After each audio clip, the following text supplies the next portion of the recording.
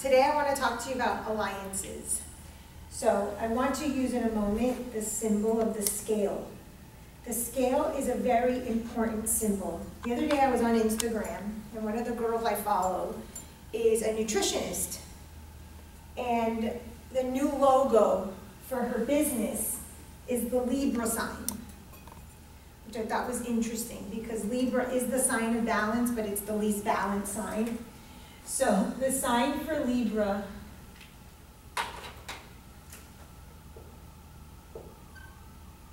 is this, and it represents the scales. And why does it represent the scales? It represents the scales because Libra is supposedly balanced. It is smack in the middle of the zodiac, from Aries to Libra. So if you have sign number 1, sign number 7. And the significance of the sign is that there is enough for the other and for you. Aries is a sign of selfishness, of the baby, of the trailblazer, of the one that's about me, me, me. He paves the way forward. So it's very much an I sign, an I am sign, me, me, me. Whereas Libra is about the we. And that's why it's the sign of marriage. Now I have a theory when we start talking about the truth is in the triangle, which is my model but for relationships, that I talk about something called the I, and the we. And we use a Venn diagram because this is, let's say, husband, wife, and the relationship. The relationship is an entity of its own. So I saw that this girl on Instagram started using the Libra sign for her new logo to indicate balance. And I thought that was funny because as an astrologer, you're like, you know that Libra is the most imbalanced sign. And something interesting about Libra tendency, if there's 20 people to one side of the room and they're having a party, because they're very much the leaders of social graces and partying and hostess with the mostest, and there's only 12 on this side of the room, the hostess, if she's a Libra, will go to try to balance out the sides of the room. It is always about trying to make people okay, trying to make people are comfortable. It has a lot to do with like hospitality and, you know, of course, in marriage, making sure that things are as they should be. This is very Hera. Hera was the wife of Zeus. And even though she was miserable, she was the quintessential wife. So we see these themes with people that are Libra, people that are trying to achieve balance, which is ultimately the goal of life, according to many philosophers. And we see this in this sign. So I brought the scales of Libra, or the scales of justice, or the scales, so that we can see a little activity with alliances. I've mentioned that alliances have to do with the relationship of the mother, the father, and the child. So there is a reason that I draw the triangle right side up, and that the base of the triangle is mother and father, and that the child is at the tip. And this same model is going to be important when we look at relationships in the coming months. The base, the foundation, the stability should be mother and father that are equal. Mother should perhaps give love and patience. Perhaps dad gives discipline, structure, and permission. And then the child should be balanced. And in an ideal world, that's what we expect. That's what is supposed to happen. But that does not happen. In my demo the other day, when I had the two girls pull me, I had mom on one side and dad on another. The parents subconsciously are pulling the children, and they're sending a message, I can give you this, come on my side. I can give you this, come on my side. And therefore, we end up with a triangle that is out of whack, because the base becomes here where the mother and the child are equal, or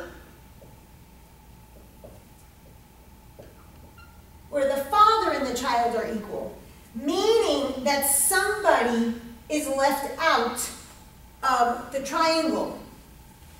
The person that is left out of the triangle is going to be the person, place, thing, or situation that you most encounter when you're doing the model, when a situation shows up. Now, I have not fully developed my hypothesis on whether or not it is the mother or the father in certain instances, because I've seen many different cases. I've seen children who have not met their father, or have heard stories. The father's at war, the father dies at war, the mother sells the father like a hero, and now the child has the alliance with the father, and this father becomes the pedestal parent. And there's never been an actual relationship. So the mother, so much so, wanted the father to shine, that the child know that his father is so excellent, that the mother actually created the bond and the alliance with that missing parent. So there isn't, as I can see yet, as I work with clients on this, I have not seen that there is an absolute to when a child makes an alliance. For instance, physically, I was closer to my mother. My mother and I talked a lot. My mother and I spent a lot of time together. I felt very much responsible for my mother's happiness. I clearly had an alliance with my mother on one end. The child's going to have an alliance with both parents. But the person that I copied, the person that I adopted the behavior like an imprint in my energy field and in my behaviors was my father. So I haven't fully decided how the pedestal parent or how the alliance parent is chosen, but I have understood with myself and with other clients that it is directly linked to what the child perceives is the good bucket. So, quickie, good bucket of my mom and my dad.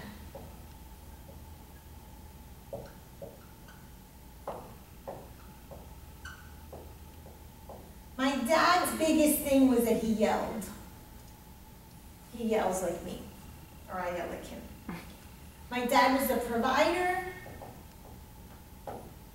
My mother was the caretaker, and she cooked, and she's beautiful, and she was the primary parent in the sense that she didn't work, and she stayed home with us when we were little, and she started working once we got older.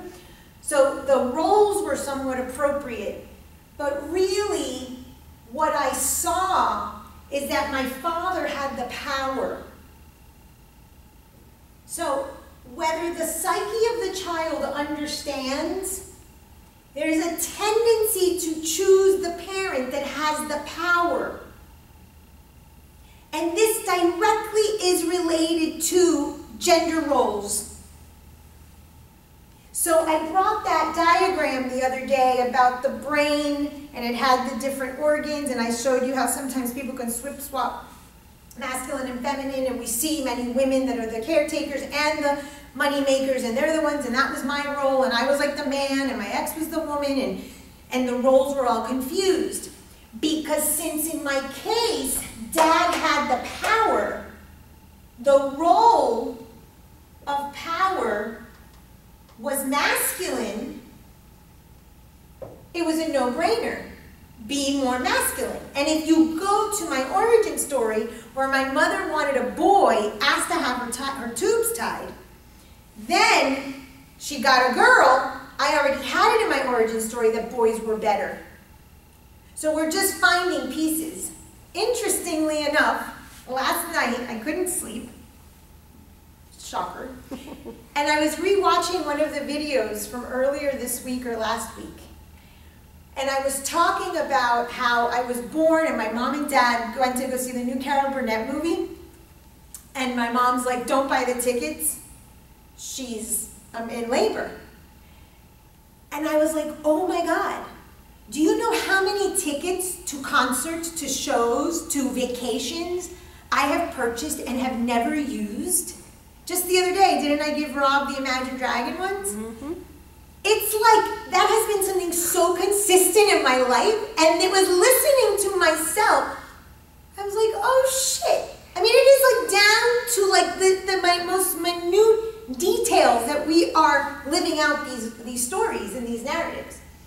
So oftentimes, and again, these are just hypotheses, and this is what I'm trying to tell you, theories are developed over time.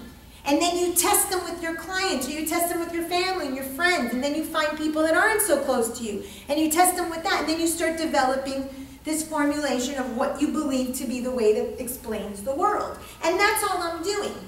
I'm just observing. And I have observed quite a few people that they went to where the power was. The power could have been the mother that used her sexual power on dad to get a new washing machine. It's happened. I had a childhood friend growing up, and his mother would say, when I would hear her on the phone with her other friends, she worked at a plastic surgery place, and she would say to her friends that wanted to get plastic surgery, have sex, and then right after is when you ask him for the money for the surgery. So she was using her power, her sexual power, to get things done. That's a form of power. So we're not looking at power as just brute strength or yelling the way that it was in my house, but each household. So one of the questions you might ask your client is, who had the power? And see what they say.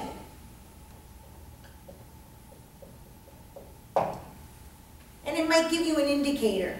And then remember, if your client 0 to 100 shows that same exact type of power as I did, I became the provider, and that story has followed me for years. I was doing the exact same as my father. But you could also have someone, it could have been my opposite, that never made a penny and wanted to be taken care of. And that was the flip side, the 0 to the 100, to the same bucket. So this alliance is directly related to the parents' good and bad bucket. And my mother, as beautiful as she is, her most negative was her emphasis on body image and her silent treatment. Oh God. I couldn't stand the silent treatment, and what did I do? I went the other extreme, and I don't have a moment of silence to get a terminal illness so I could be quiet for a few days. I mean, it's a little extreme as I am. So the determinant of which parent becomes the one that gets the alliance oftentimes is directly related to what the child experienced in the good and bad buckets. Remember, the bad buckets are the shadow. And perhaps the child said, what's the lesser of the two evils? And in my case, having a value to provide was the lesser of the evil of body image, which I told you now has switched over. I opted for this one. So there's different ways to see why children choose the alliance that they choose. But first and foremost, no child has a healthy alliance with a parent. The mother and father, that relationship, whether it's co-parenting, whether they're dating, whether they live together, whatever relationship there is, we're talking about the parental relationship,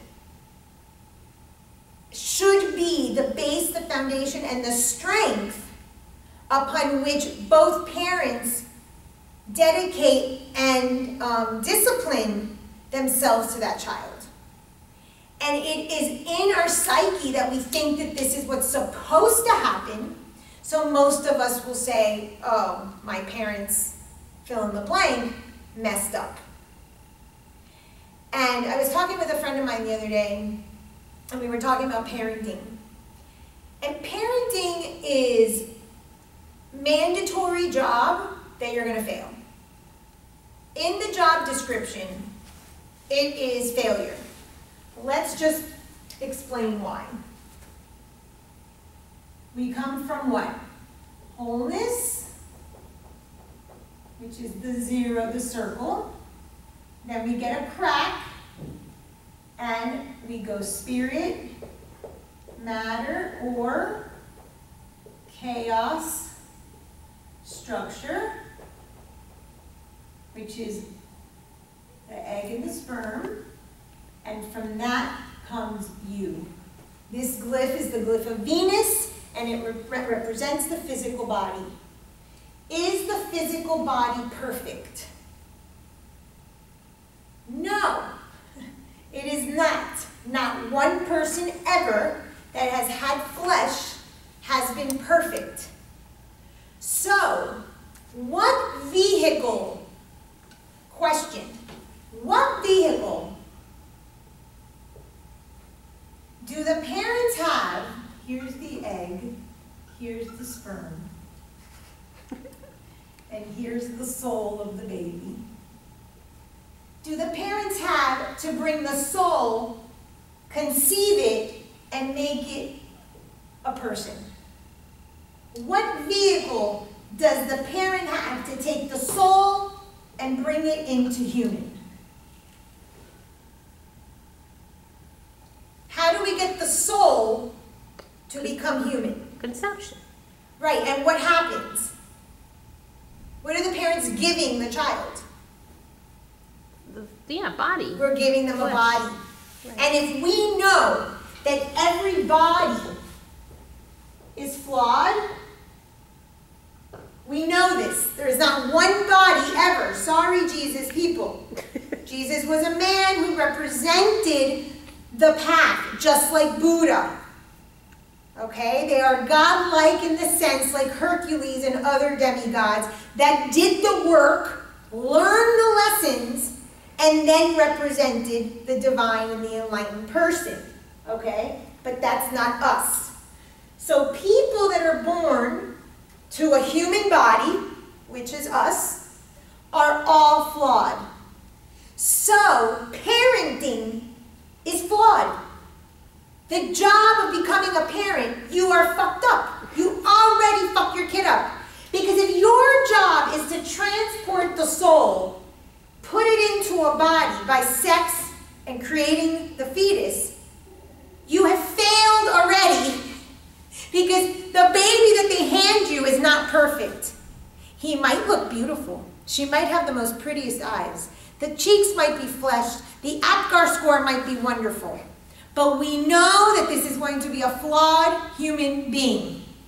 So, Bert Hellinger, who's the creator of the therapy of family constellations, says, your parents' job was to give you life, and that is enough.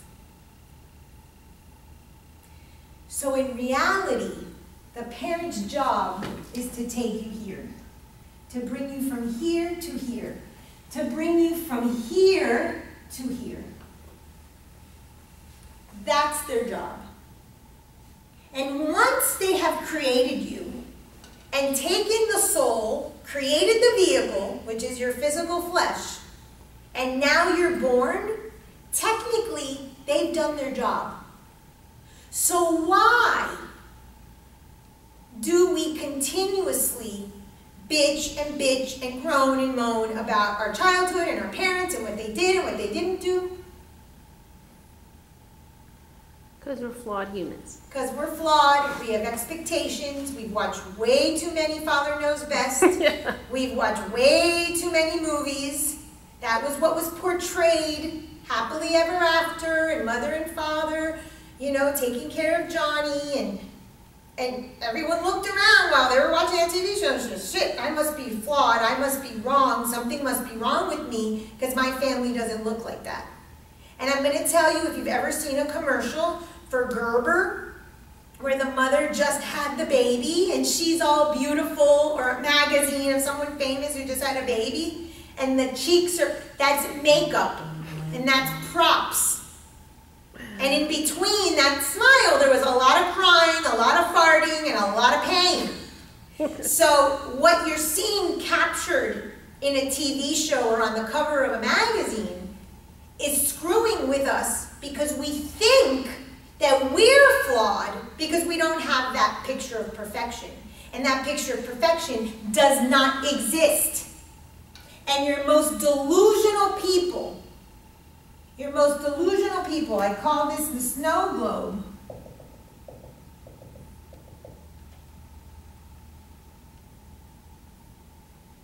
Okay? Are living in a snow globe because they pretend that their childhood was perfect.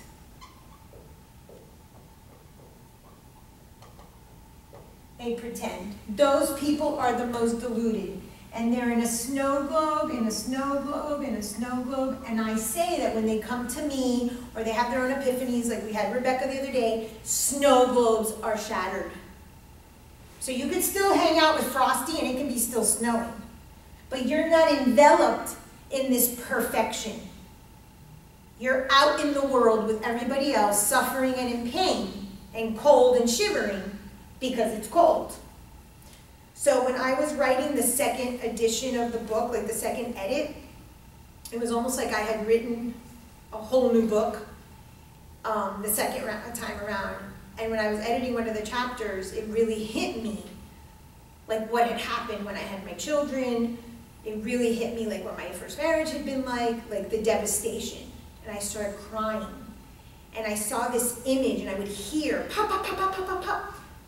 And I knew it was just internally, and I saw all these shards of glass. It's like I saw all the delusion that I had been living in just shatter. And me say, wow, I've really been lying to myself. And that's what we're doing. We're wearing masks, and we have to remove them, remove them, remove them. And the mostly is the one from childhood. Because then you're normal. If you can say, your parents go camping every month, and you can say that everybody has family game night, and you can say that we all eat dinner at the table together, then you're normal, and then life is good. When really, your father's cheating on your mother's beating you, kicking the door in, that's your real life. And it's our responsibility when we have clients that are in snow globes, real states of delusion about their childhood, that we help them admit and come out of that so that they can start really seeing the truth of what their life has been and that they have a right to rewrite that story. So, where was I? Oh, so we might often ask, what's the lesser of the two evils? And we'll pick that bucket in order to live. So, alliances. The moment a child becomes equal, and it's not really equal, but equal in the sense that this is like the foundation. Another way to diagram that is, here's the father, the mother, and the child. This other person becomes an outcast.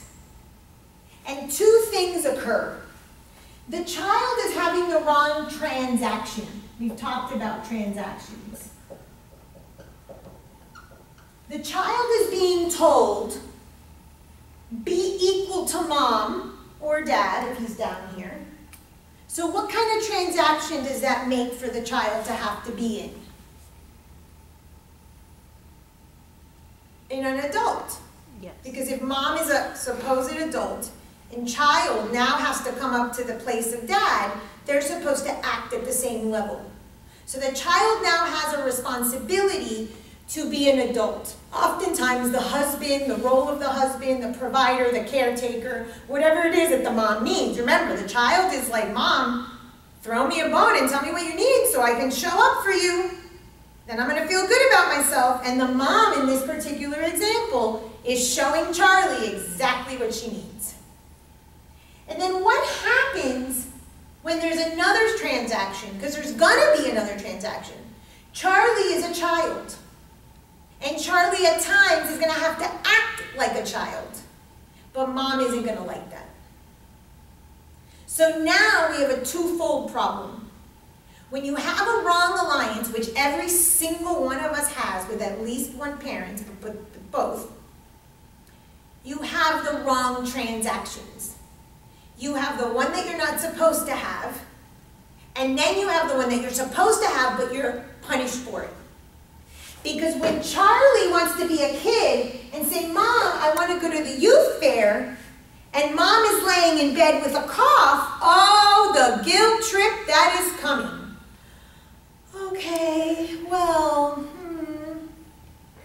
okay, take my car, but be careful, and then stick some stuff in his head, or the kid is going to go to his friend's house and Mom is calling 500 times. So now Charlie can't be a kid.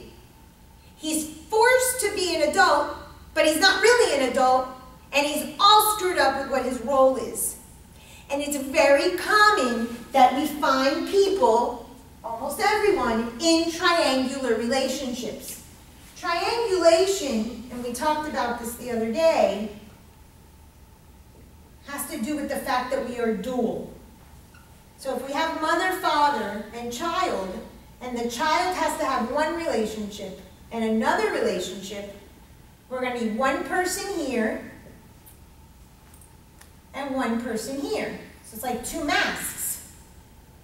So if here, Mom and Charlie have to be supposedly husband and wife, or have to be equals, or Charlie's not about to be a kid, then what's going to happen on this side? He's going to try to fill in those gaps. So maybe when Charlie goes to visit Dad in New York for Christmas vacation, what does Charlie want to do? Instead of sightseeing, he wants to be on his Xbox all of vacation. Or when Charlie's dad says, hey, let's go to a Rangers game or something, and he is just mopey, or what? And the dad is like we're having fun, and you're being a baby. Because if Charlie's not about to be a child, he has to take that leftover, that unavailable piece of the transaction and bring it over to the other child, to the other parent. And vice versa.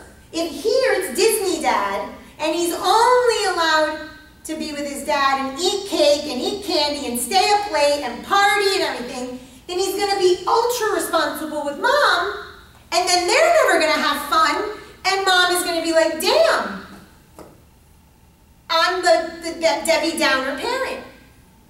So the child is the one mediating the relationship with the parents, whether or not the parents are still married and living in the same home.